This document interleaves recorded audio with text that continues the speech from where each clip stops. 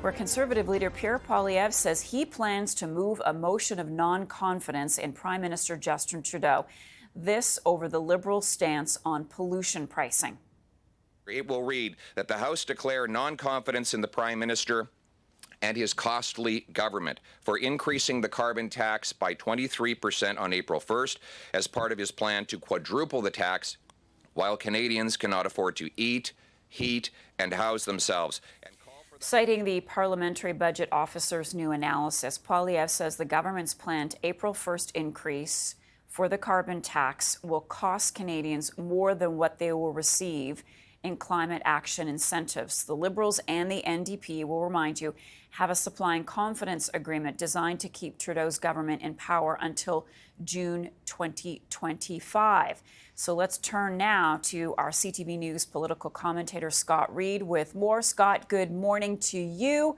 So Poilievre just making this announcement that he plans to put forward this non-confidence motion. Were we gearing up for this? What's your reaction? It's a tactic that we might not have expected. Opposition parties tend to be fairly discreet in their use of full-fledged non-confidence motions, particularly when you know it will fail, as this one will. But the ambition and the hope Poilievre has here is that he will draw even more attention. He will place even more intense pressure on the government in and around the April 1st increase that is scheduled for the carbon tax. So he knows that this vote will fail. He knows that this effort will not succeed, but he wants to place more attention, more drama, and more eyeballs on this vote so that he can even more directly associate Trudeau with this increase that will hit us all at the pumps and, as he says, at the grocery stores. Okay, so I'm sorry, but I have to ask you the exact same question that I asked you a week ago when we had this conversation about the carbon tax. Is there any possibility that the Prime Minister will back down? We heard Doug Ford out yesterday saying, you know, what's he smoking or whatever, talking about the Prime Minister, saying that this is just a crazy time for this carbon tax to be introduced. Do you see the PM backing down? I'm obligated to give you the same answer I gave you last week, which is, don't think so. I mean, they've been asked this question, and the Prime Minister will be asked it, I'm sure, today as he breaks out a national caucus in an hour or two. And, you know, what he has said repeatedly is that they're not backing down. He's had various ministers out saying they're not going to alter. You know, Minister Wilkinson was out just yesterday insisting there will be no change, doing the rounds of media shows, appearing with Bashi as an example, and pounding his fist on the desk metaphorically and saying there will be no backing away from the carbon tax. And so knowing that and recognizing that, I think Pierre Poilievre's ambition is to make certain that the government is forced to wear every inch and every pound of that increase. And so that's what we're getting from this this motion. I want to add one more thing, though, Marcy, because there's this isn't bad unexpected. This is kind of in keeping with the tactics that we've seen from Pierre Poilievre. But if you saw his speech, which we were televising a few minutes ago, I would just say that it represents a real shift in rhetoric, a real intensification in rhetoric from Pierre Poilievre. He literally described Canada today as, quote unquote, a hell we could not have imagined 8 years ago. He chided the national media for, underestimating how bad it would get here in Canada, for suggesting that their warnings as an opposition party about how bleak things would become under Trudeau were being dismissed, and that now he's been proven correct. This is a Trump-style brand of rhetoric. This is the American carnage speech that we saw from Trump when he took his inaugural address. And conservatives hate that comparison. They loathe that comparison. They label it hysterical. But when you're going to use that kind of burned field, burned ground metaphor, when you're going to say that this is a hellscape that we've not seen in 8 years, I mean, you really are inviting the comparison to the over-the-top, extreme, and intense rhetoric that we see from Trump on a daily basis. I heard that speech, obviously, because we were airing it. Is it working for Scott, though? Well, it is. I mean, it's impossible to say it's not working. Let's be honest. Look at the polls. He is circling the map here. He is winning in every region, and he is lapping the government in terms of popular support. I guess the caution I would advise if I were working with Mr. Poilievre is be careful how hard you go. You can prosecute the case against Justin Trudeau. You can take advantage of the unpopularity of the carbon tax, and it is indisputably unpopular. I think this tactic to call a non-confidence motion makes a measure of political sense. It will draw additional attention to that fact.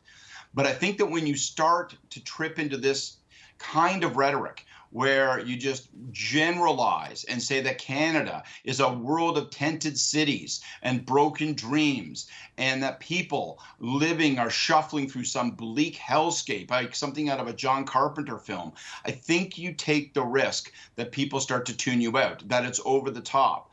And, you know, it may not correspond to people's daily lives. People are feeling the pinch of the cost of living. That's what you want to be reminding people of. But if you tell them that this is essentially a zombie film, well, they may say, well, actually, as tough as it is, my life is not quite that bleak.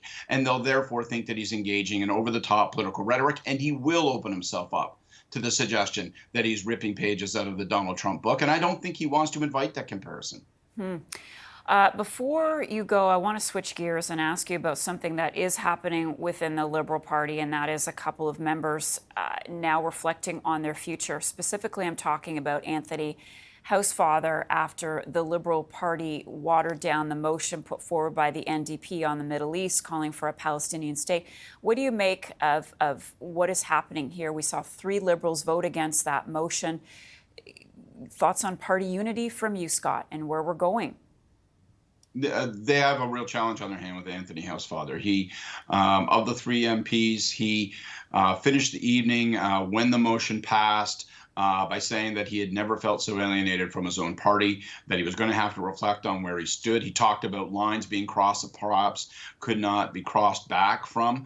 That's tough rhetoric. Anthony Housefather isn't given to hysterics. So if he's saying that, he means it. If he's meaning that, it means he's thinking about it. There's a lot of buzz on Parliament Hill, a lot of rumors in the salons, in the back rooms that, you know, maybe something extraordinary. I don't think Mr. Housefather went to caucus today with the government caucus. That sends a signal. So people are watching it keenly to see exactly how deep the fallout will be. Is it possible that he could lead the caucus as a sign of protest, sit as an independent in a most remarkable scene imaginable, maybe cross the floor? We don't know. I'm just speculating. But this is the speculation that's buzzing around Ottawa this morning. It is clear that Anthony Housefather felt very, very alienated by that motion, by the amendments that were put forward, by its passage between the Liberals and the NDP. He is clearly feeling like an orphan within his own party. And I think there's going to have to be a huge reach out to him. I'm just being told that we're getting some sound in. I believe these are caucus ins. I haven't heard it either, so we'll play it and then we'll come back to you and discuss. Let's listen. Obviously, I wish him to be with us for the long run, because I think a voice like him makes a difference within our caucus and is very important. And so we can't be naive as a country as to the actions that we take and the impact that that can have on the ground and for actual people's lives. I'm not saying the motion was a bad thing to adopt. I think it represents a principled position of Canada as amended, but actions of the government of Canada has consequences, and on the particular impact of that program, I don't think that motion is necessarily a good thing. Okay, so his colleagues there speaking out, is that going to help make Anthony Housefather feel any better this morning, Scott? Well, both of those members are ministers from the province of Quebec. Obviously, Anthony Housefather is a Quebec member. Thought that was interesting. I was really struck, kind of surprised to hear Mark Miller characterizing the motion that way as a member of cabinet, saying that, you know, he was, you know, fundamentally okay with the position, but didn't think that it was necessarily a wise thing to have passed. Clearly, he feels, if I'm interpreting his words correctly, that this was a divisive event within the Commons and certainly within the government caucus. I think that maybe Housefather can take some solace in that. I mean, fundamentally, this will be a personal decision on his part. You know, I've known Anthony since he was a young Liberal activist when he was 18 years old. He has never not been involved in the Liberal Party of Canada. He has a long-standing institutional commitment to the party. But the fact that he's not a caucus today, the fact that these rumors are ripping, the fact that he said what he said after the vote, all is an indication that this is an extraordinarily severe situation. He is clearly contemplating some kind of move.